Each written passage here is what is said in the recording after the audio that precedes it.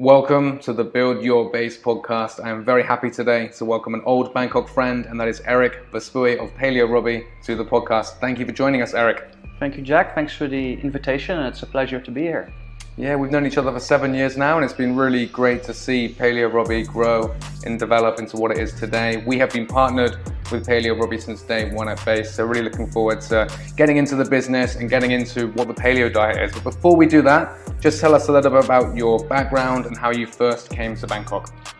Well, I came to Bangkok first as a tourist in 2001, but then in 2006, at the end of a corporate stint around the world, I started working as an expat for a company called GE Capital in Thailand. So that's when I moved here permanently. So that's 14 years ago.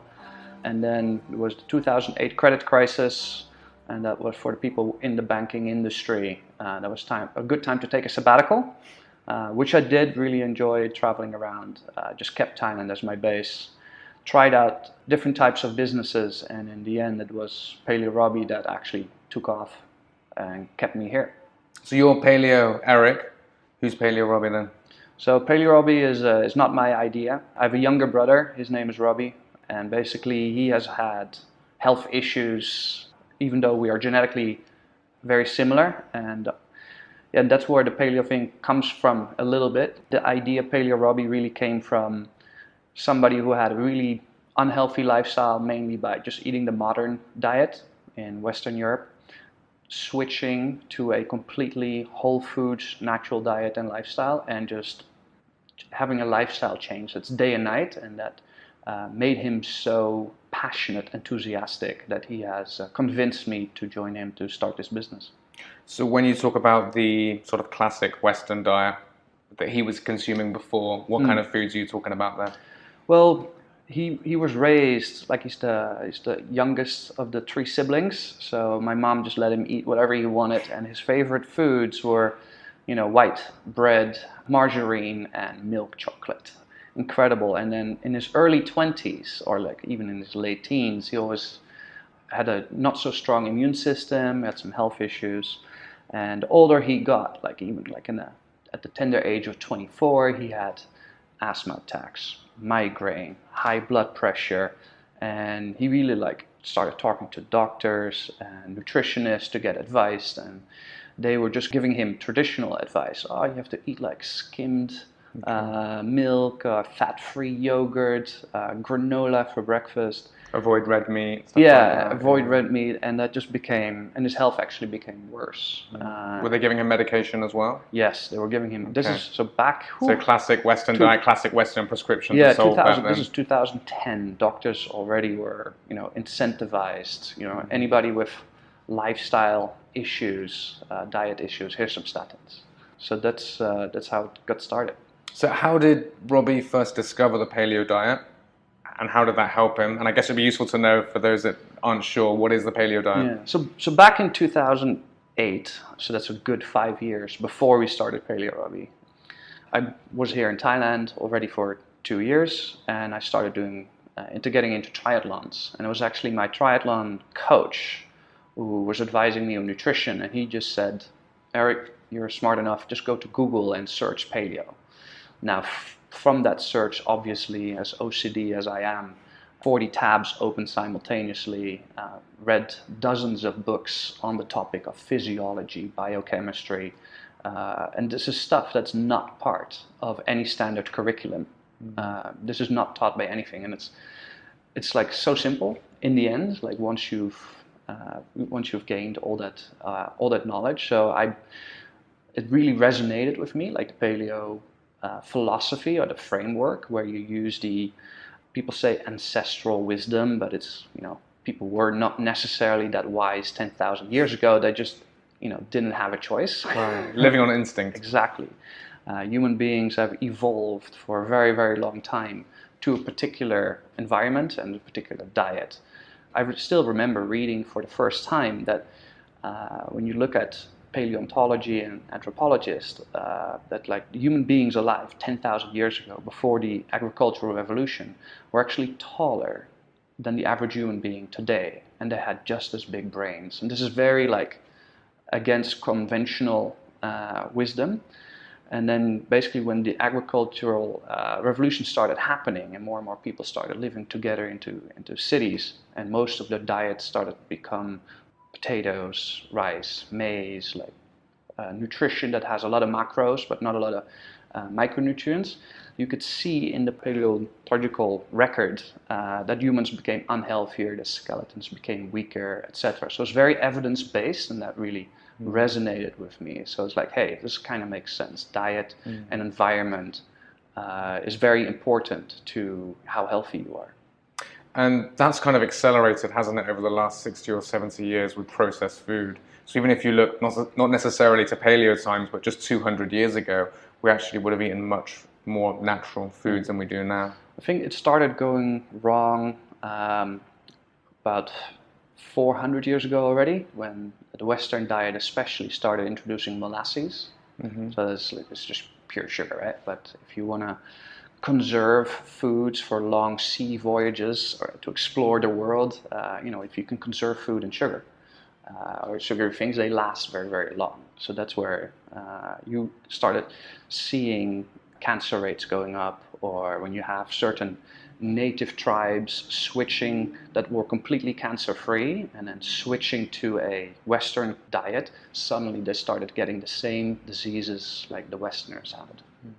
So if you have to get specific on the definition of paleo, how would you wrap that up? What makes a food paleo or not paleo? That's a very difficult question to answer, because in the strictest definition, you should only eat the things that were available to your ancestors many, many thousands of years ago.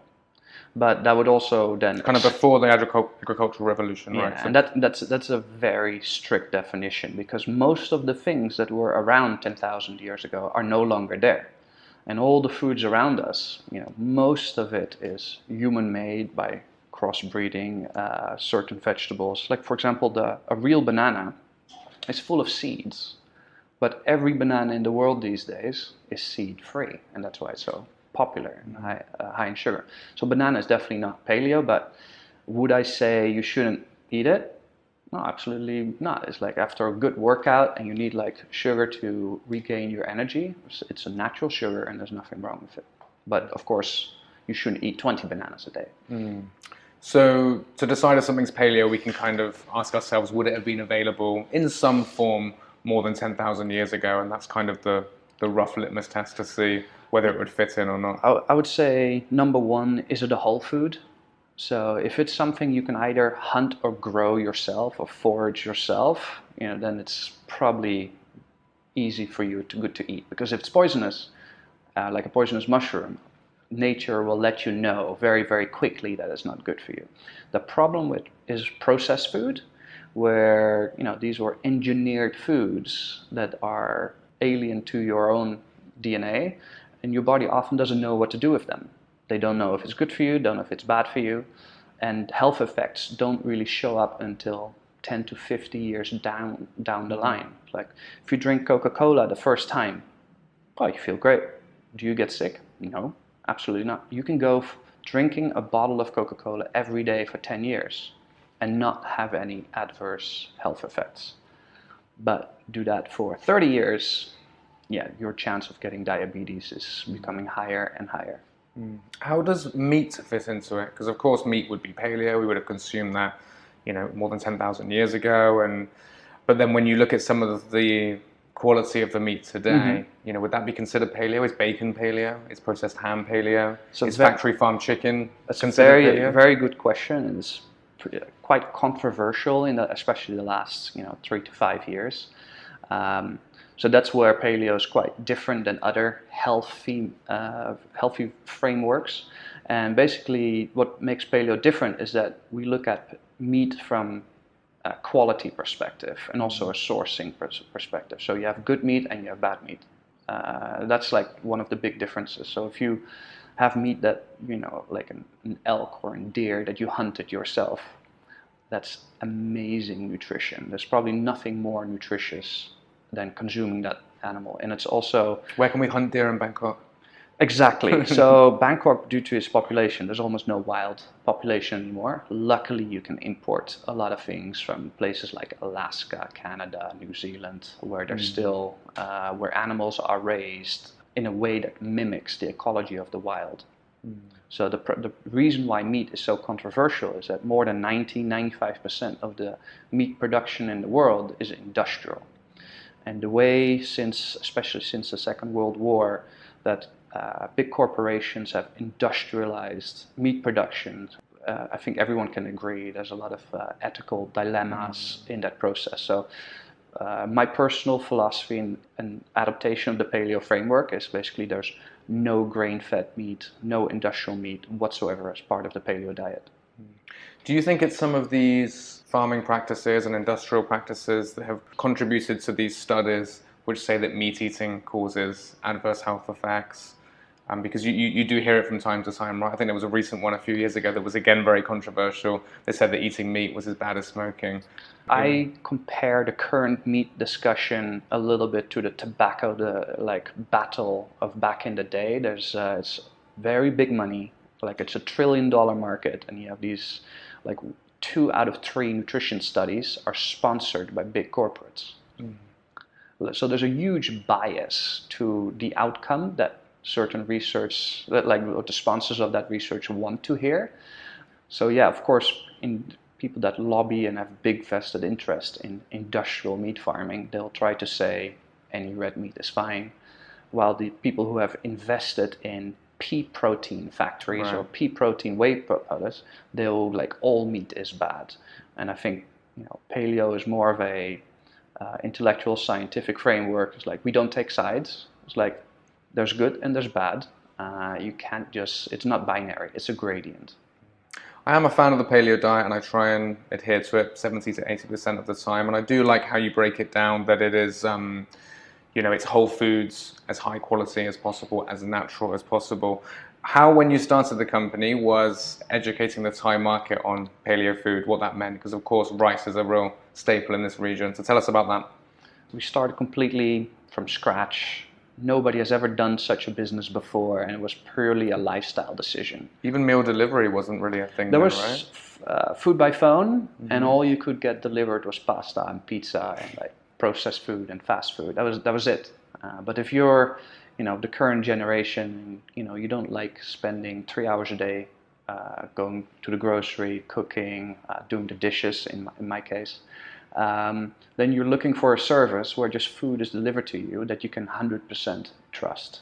So I think trust was the first and most important thing about the idea behind Paleo Robbie. So we started with just 30 friends of friends that all live in Bangkok, all foreigners. That's how we got started, and they really I really like that idea, and they told their friends, and suddenly we had 200 customers. So this went from a hobby from our house where we just cooked in our own kitchen to actually having to find a commercial kitchen, hire a chef, etc. Because it really resonated, at least within the expat bubble that we lived. What we did not expect is that how much it would resonate, because people would actually actively reach out to us. It's hey, can you tell me more, etc. And we started doing the farmers market, which was just getting started back in the beginning, 2012, I think, which was quite popular. And we just, me and my brother, one-to-one, we would talk to people take our time, 20 minutes, and we would share with them and give them the resources, what blogs to read, what books to read. And these customers today still eat with Paleo Robbie. Did you get much pushback? It's fine to eat rice, it's fine to eat bread, you shouldn't eat this much meat. Did anyone sort of disagree with what you were saying? Well, there's people who are interested and people who just and want to learn more, and there's people who are just not interested to learn or into change. They're very resistant to change, and they would not even approach us. It's very simple. But people are oh, what's going on? We pique their curiosity. That's how we kind of wheel them in, and then we just help them get to the right resources and answered all their questions, and to see if we could get that spark going. Because once it resonates with you, you really buy into it. And I think most people, probably like yourself, once you understand the concept, you buy in for life. So paleo is not a diet. It's a lifestyle. It's philosophy that you're probably going to buy in for the rest of your life. Can you think of any clients of yours that have had particularly good results from switching to a paleo way of eating? We have quite a large library of success stories. We've published them, some of them on the website, where literally they were like, I was having health issues, very, very serious, seen so many doctors, very similar to the story of my brother, seen so many nutritionists back in the day, and nothing helped. And after they just gave it a try. 90-day challenge, just eat whole foods, don't eat any poisons. And yes, all their issues went away. Like in almost all the cases that I've heard of or they were willing to share with us. Yeah, that's great. I think I was one of those success stories on your website, actually. For me, it was really just having it delivered was just so huge for me. I'm not much of a cook, never really enjoyed it much. So to have healthy food delivered was a big deal. You were always already really healthy. So for you, the impact of switching or incorporating more whole foods as part of your total diet, probably the effect wasn't as noticeable. But a person who doesn't work out, is severely overweight, and has a highly processed food, and is already having symptoms of being either pre-diabetic or high blood pressure, for these people to switch to a 100% whole foods diet, it's day and night. They literally, they will probably go through a 2-week, a little bit of a detox, a bit of a mental haze period. But after that, you'll feel good. You just see the results from skin quality, to energy level, and most importantly, also your immune system. Yeah. I tried a few different dietary approaches. One was veganism. I tried a juice fast. I tried no grains or paleo for a month, and definitely felt a lot better. So even though I was already fit, I was already strong, I was already training a lot, I found that I leaned out in a good way, had much better energy levels as well. So it's just definitely something that I particularly responded well to. And so since then, as you've said, it's not a short-term thing. It's been quite easy just to incorporate that into my life and to cut out some of the foods that weren't really serving me well and weren't making me feel my best. I do like how you refer to it as a kind of lifelong thing, and that's why it shouldn't really be referred to as a diet. And so with that, tell us more about the paleo lifestyle. Like, it kind of goes beyond just what you eat, right? Absolutely. Like it all started back in the day. It was the saying was, it's 80% how the way you look like is 80% what you eat and 20% exercise, workout. I think that's no longer that simple, especially as you get older. I think things like stress and sleep are probably even more important. At the tender age of 40 since this year, so I definitely prioritize sleep and stress very much. So it's part of the paleo lifestyle, so I'm just aware of these things much more, and then food and then exercise. But there's certain things like doing marathons every week is also not a healthy thing. That's also not a paleo lifestyle. So it's a holistic thing where you don't look at just food. Stress levels, I would say, being the most underrated, the most underestimated of them all. So go into a bit more detail then. If you're looking at sleep from a paleo perspective, how do we look at that? How do we understand what we should do compared to our ancestors of the years gone by? Well, obviously we would first look at the scientific studies done. Like, how did because if you look at populations that have not been exposed to modern technology and modern lifestyle, they sleep really well. Almost no sleep apnea, no insomnia, all these kind of things. And the way they sleep, you don't sleep with like lots of fluffy pillows, etc.